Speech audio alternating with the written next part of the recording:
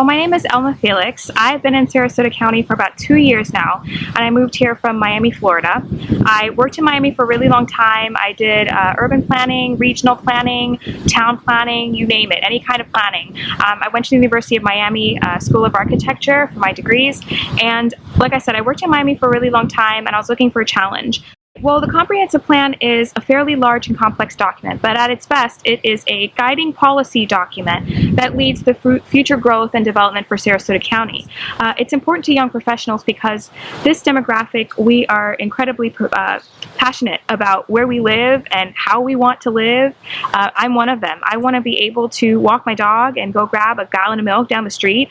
So that influences our built environment or thoughts of our built environment. What should our neighborhoods begin to look like? So it's important for millennials to be at the table when this discussion is happening. We tend to sit back and almost react when something negative is happening instead of being proactive and actually having a voice in this conversation so that we can impact the future. The first year or so I was given it a really hard time because I moved here from Miami, Florida. It's very different, very, very different. Before that, New York. So it's a different dynamic, and it took me a while to get used to the way of life here. But I realized that once I did slow down and I stopped giving it a hard time, that it really made an impression. There's a different way of life here. There's a sort of easiness that I can really appreciate from moving from a really bustling, crazy city to this kind of slow way of life, and I like it. I mean, I moved here from Miami, Florida. Miami is not the cheapest place, but I can tell you that rents in Sarasota County are comparable, if not higher, to Miami, Florida. And that's interesting for me because I've been here for about 2 years, and looking at housing availability and affordability then and now, it's completely different. Rents are higher. It's harder to find an apartment. The locations that you would find an affordable, when I say affordable, I mean an affordable apartment. You know, we have student loans and cars to take care of, and we can't afford to spend 40 to 50% of our income on our housing. But it's incredibly difficult to find a reasonable place to live that's safe and that you feel like you want to be in a neighborhood or community, and maybe not an apartment complex that feels cold. And I know that folks want different things, but just personally, moving here, those are some of the things that I've noticed in the change or so. And I hope that something good can come from the comp plan update in terms of affordable housing. Free time is very minimal, but I do enjoy the beach a lot. It's my little escape from work. If I've had a hard day, I drive out to the beach, especially to Lido. Drive through St. Armand's. It's one of my favorite places in Sarasota, St. Armand's is, because it reminds me of Miami.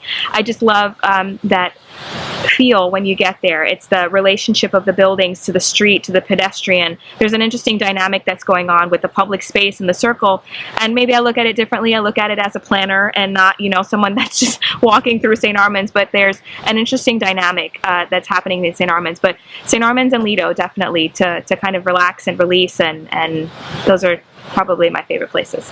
There are good things that are happening in Sarasota County. It may not be apparent to everyone to see everything. I think it's a series of small incremental steps, but I think the formula is there, and I think that the change is coming. It's just the patience associated with, you know, millennials. Sometimes we just don't have the greatest patience, and we want to see it happen right now.